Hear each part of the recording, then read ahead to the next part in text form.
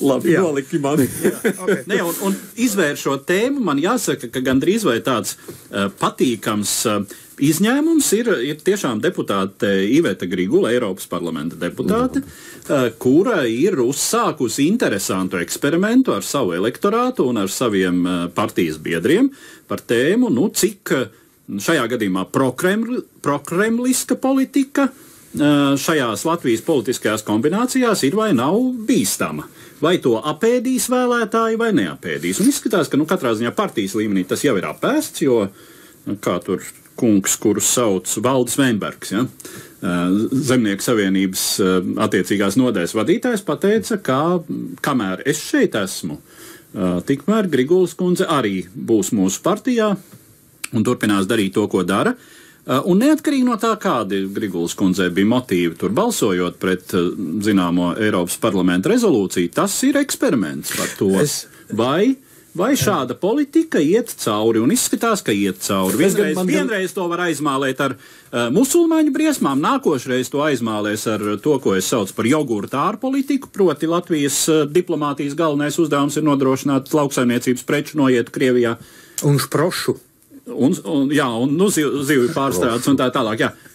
Un tad jau varbūt varēs sākt pēc nākamajām Saeimas vēlēšanām tomēr domāt par jauna veida koalīciju arī valdībā. Man gan liekas, ka vairāk vēlētājiem patīk, vismaz uzrunāja Rokāda ar Mamikinu par tām. Es taisni gribēju teikt, Eduards kā parasti ir pārāk augstās domās par mūsu politikas konkrētiem nesējiem. Lai Grigulas kundze būtu iecerējusi epohāla Austrumēropas mēroga eksperimentu, come on. Nē, es nesaku, ka viņi to iecerēja. Viņiem vienkārši bija tā sarunāts bija, un viņi droši vien ir, kā saka, virs un vārds.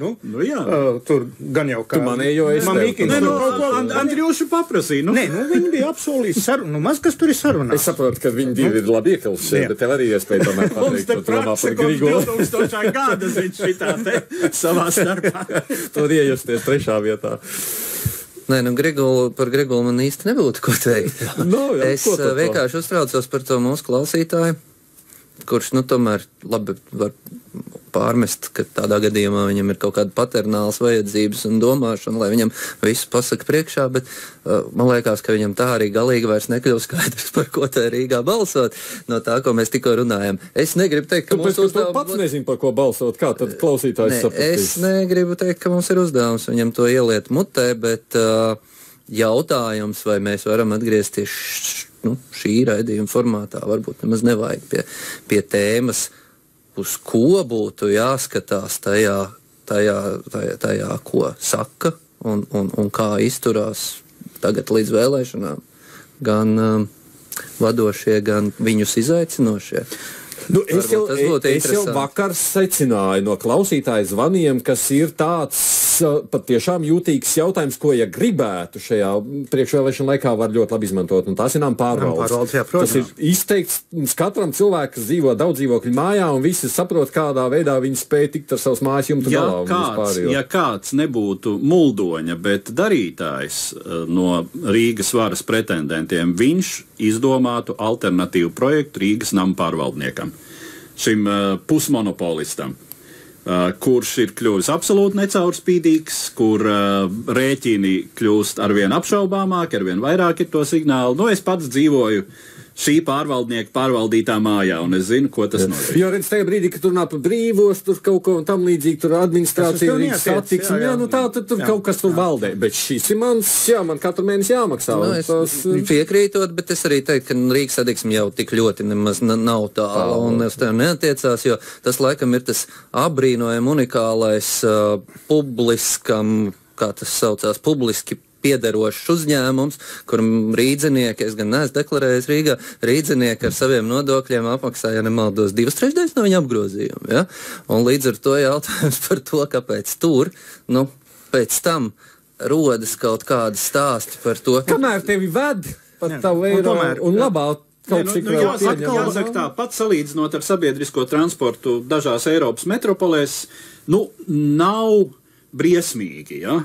Daudz maz pēc grafika kursē, daudz maz tie trolejbusi, tramvaji ir tīri, un pat tur rāda kaut kādas filmiņas par dažādiem animācijas personāžiem. Es vienkārši pabeidzot to Ingus uzvilkto jautājumu, ko īsti darīt. Es domāju, viņš tomēr reducējas uz pavisam pirmo jautājumu. Balsošana ir par ērtībām vai par vērtībām. Un tad, kad to tu esi izšķīries, tad tālāk būs vienkārši. Ja par vērtībām, tad tu ignorē tramvajus un namu pārvaldes un balso par ideoloģisku kaut kādu uzstādījumu, lai kāds tas būtu. Bet tikai krievu latviešu vai? Nē, zils, zaļš, tas var būt kaut kāds vēlies, ideoloģisks uzstādījums. Un tai brīdī, kad tu nolem par ērtībām, tad ir jautājums, kam tu uzticies vairāk to ērtību nodrošināšanā sev. Un ja tev pašreizējā vara šķiet neusticama, tad tu skaties, kādus brīnumus sola cilvēki, kas ar pašvaldību nekad nav vispār saskārušies, nezinu, kur ir, teiksim, attiecīgie Rīgas dienesti un ko viņi dara un kādas izskatās viņa bilants, cerībā, ka, tiem tur ieies iekšā un visus tur izdrāzīs. Ja? Tā ir tā izšķiršanās. Jā. Īsāk sakot, es teiktu, ka būtu pareizi balsot par ērtībām pašvaldības gadījumā, bet es visnotaļ saprotu tos, kuri balsos pēc principa, ka varbūt atnāks elfi un patrieks orkus no mūsu pils. Piezīmēšos mazliet zemāk. Es par Trumpu nerunāšu lejāt, vai no tiem, kas gribēja atkal dzirdēt Amerikas prezidentu, bet es mazliet... Viņš nav vēl 2 nedēļas amatā. Tas ir drusku piemirsies. Viņš mums kaut kā aizņem uzmanību. Pietiks ar Ameriku vien. Bet es par tavu pieminēto stāstu par ekonomikas augstskolu. Te man rakstā viena studente, kas viņa rakstā. Kas nekad netiek pieminēts šajā jazgā rektori, tas, ka Palzovs brīvi runā un lasa latviešu valodā, bet pieprasīt C1 līmeni no ārzemnieka, manuprāt, ir pārāk augstas prasības. Es mazliet par to valodu un likumu. Ok, ja tās prasības ir pa augstu un visiem tā šķiet, ka tās ir pa augstu, tad ņem un izmaina. Bet likums ir jāievēro. Likumu nedrīkst neievērot labie cilvēki, un obligāti tas ir jāievēro sliktajiem cilvēkiem. Un tās izziņas izdod ārpus vai tu vari paskaidrot klausītājiem, uz ko tu šobrīd dusmojies? Uz tiem, kas pievēra no likumdevēja puses iepriekšējos termiņos pagarinot viņam, vai uz studentiem, kur šobrīd viņa aizstāv? Ne, uz studentiem droši vien. Ja studentiem šķiet, ka viņu augstskolas labklājība un viņu izglītības kvalitāte ir atkarīga tikai no viena cilvēka, kas nevar nokārtot C1, tad atvainojiet, augstskola nekā nav vērta. Ja? Droši vien, ka C1 ir līmenis, kuru pat kurš katrs latvietis nenokārtos, ja viņam nav akadēmiskas izglītības. Bet par to tad, tas ir augstākais līmenis, kur ārzemniekam varētu būt grūti nokārtot. Pat izglītotam ārzemniekam, bet tad par to vajadzēja tā kā drusku ātrāk domāt, jo politiski izskatās ļoti nesmuki, ka tagad likums tiek piedzīts konkrētai situācijai, konkrētam labam cilvēkam. Un tā arī tiek darīts, jā. Un kā saka, 7 līkumos saliekušies. Īstenībā es jums nepiekrītu, kungi, jo, manuprāt, to ir iespējams eleganti atrisināt, un ir arī izskanējis publiskās telpā, kā to risināt. Eleganti būtu, ka viņš dabūtu tādu. Ļaujiet pateikt cilvēkam eleganti, tālāk līdz galā. Pagaid, Ingum vēl 1 minūte. Nē, tas...